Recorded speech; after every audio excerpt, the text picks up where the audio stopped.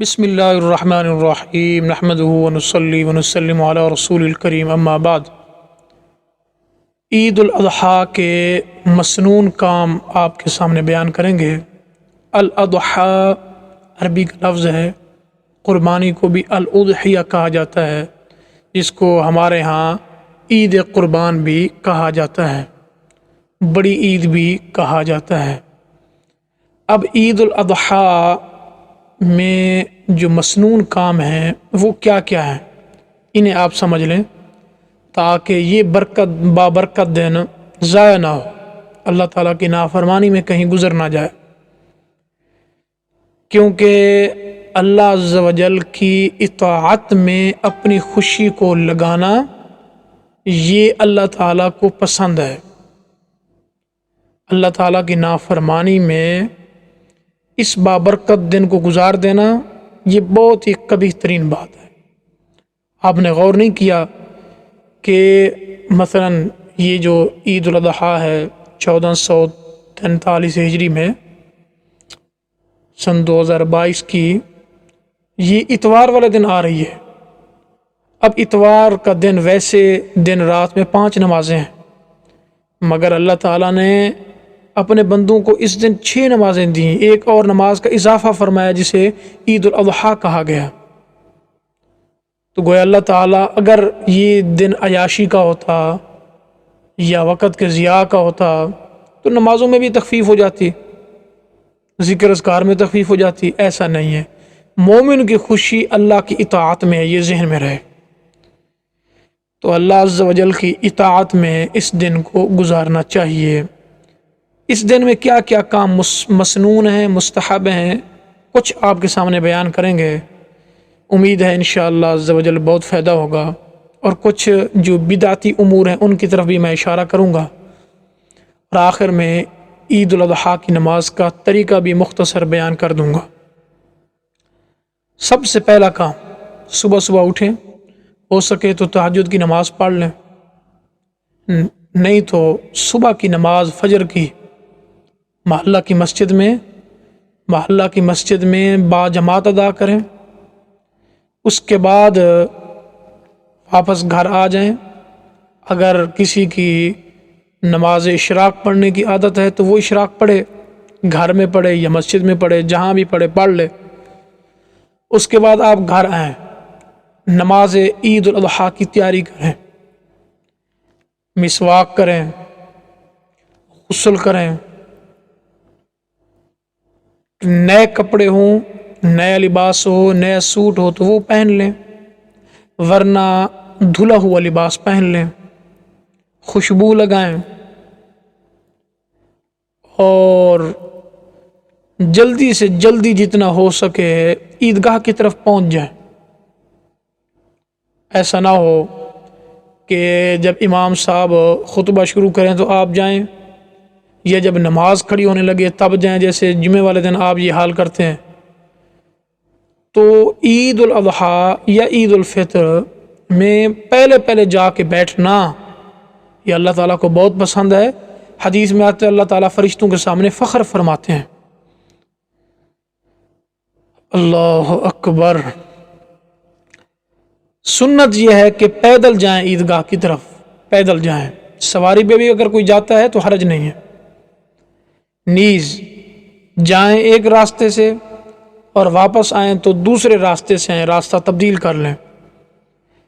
ایک راستے سے جانا اور دوسرے راستے سے واپس آنا یہ آپ صلی اللہ علیہ وسلم کی سنت ہے، اور اس میں کیا حکمتیں ہیں، 20 حکمتیں ہم نے اپنی الگ ویڈیو میں بیان کر دی ہیں، وہ آپ ملاحظہ کر سکتے ہیں، سماعت کر سکتے ہیں۔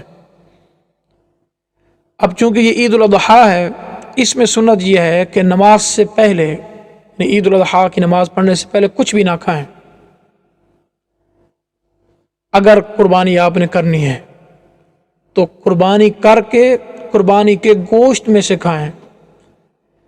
حدیث میں آتا ہے اور اہل علم نے بھی لکھا ہے کہ اس دن قربانی کے گوشت سے کھانا یہ اللہ تعالیٰ کی ضیافت ہے، ایمان والوں کے لیے مہمان نوازی ہے جو اللہ تعالیٰ فرماتے ہیں۔ حقیقت میں تو بندہ خود جانور قربان کرتا ہے، خود پکاتا ہے، لیکن اس حقیقت کی بھی حقیقت یہ ہے کہ یہ ضیافت رب ذوالجلال کی طرف سے ہے۔ لیکن یہاں ایک اور چیز کی طرف بھی آپ کا دھیان کرا دوں، توجہ آپ کی کرا دوں کہ کچھ لوگ کہتے ہیں جی ہمارا روزہ ہے، کھاتے پیتے کچھ نہیں ہے، کہتے ہیں جی ہمارا تو روزہ ہے، ہم تو قربانی سے روزہ افطار کریں گے۔ یہ جاہلانہ باتیں ہیں، اس کی کوئی اصل نہیں ہے، بلکہ عید والا دن روزہ رکھنا حرام ہے، حرام۔ عید الفطر میں، عید الاضحیٰ میں، اور عید الاضحیٰ کے بعد جو 3 دن ہیں ایام تشریق جن کو کہا جاتا ہے سال میں، یہ وہ 5 دن ہیں جن میں شریعت نے حرام کر رکھا ہے روزہ رکھنا۔ اس دن کوئی روزہ نہیں ہے۔ ایک اور سنت اس دن کی یہ ہے کہ جب آپ جائیں عیدگاہ کی طرف نماز پڑھنے کے لیے تو کثرت کے ساتھ اور اونچی آواز سے اللہ اکبر پڑھتے جائیں، بلند آواز سے، کہ یہ سنت ہے۔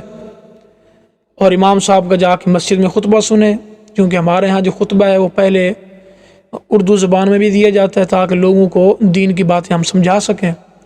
اس کے بعد آپ نماز عید الاضحیٰ ادا کریں۔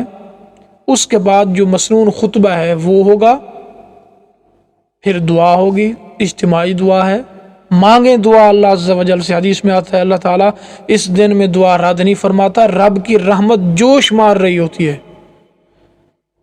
تو غافل نہیں ہونا، ہمیں اس دن سے رحمتیں اللہ تعالیٰ کی لوٹنی ہے، اللہ تعالیٰ سے لینی ہے۔ جمعہ کی نماز اور عید کی نماز میں فرق یہی ہے کہ جمعہ کی نماز میں خطبہ پہلے اور نماز بعد میں ہوتی ہے، عیدین میں نماز پہلے اور خطبہ جو مسنون ہے وہ بعد میں ہوتا ہے۔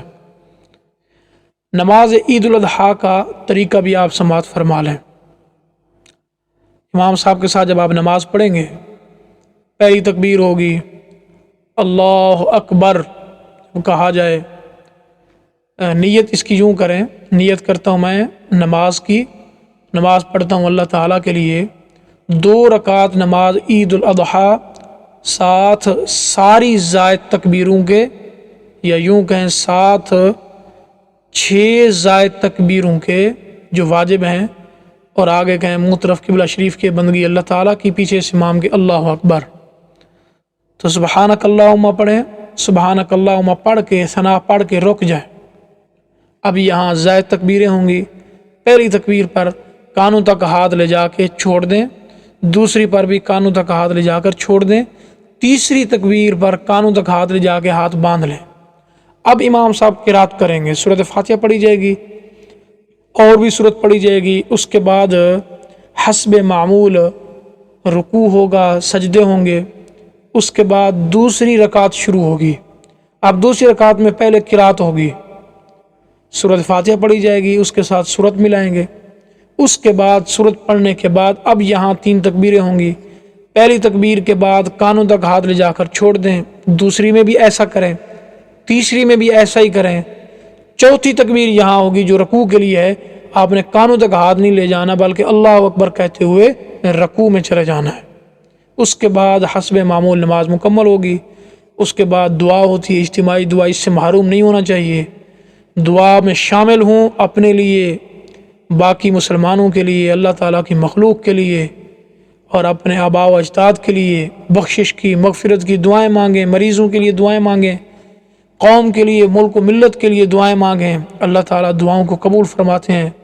یہ دن رحمت الہی کا ٹھاٹھیں مارتا ہوا سمندر رحمتیں بہا رہا ہوتا ہے، تو اس دن اللہ تعالیٰ سے رحمت جس نے حاصل نہ کی وہ حقیقتاً محروم ہو گیا۔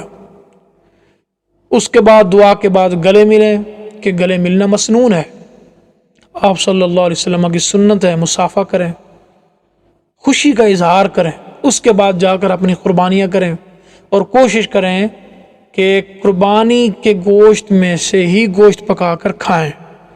اللہ عز و جل ہم سب کو اس مبارک دن کی برکتیں نصیب فرمائے۔ وآخر دعوانا الحمدللہ رب العالمین۔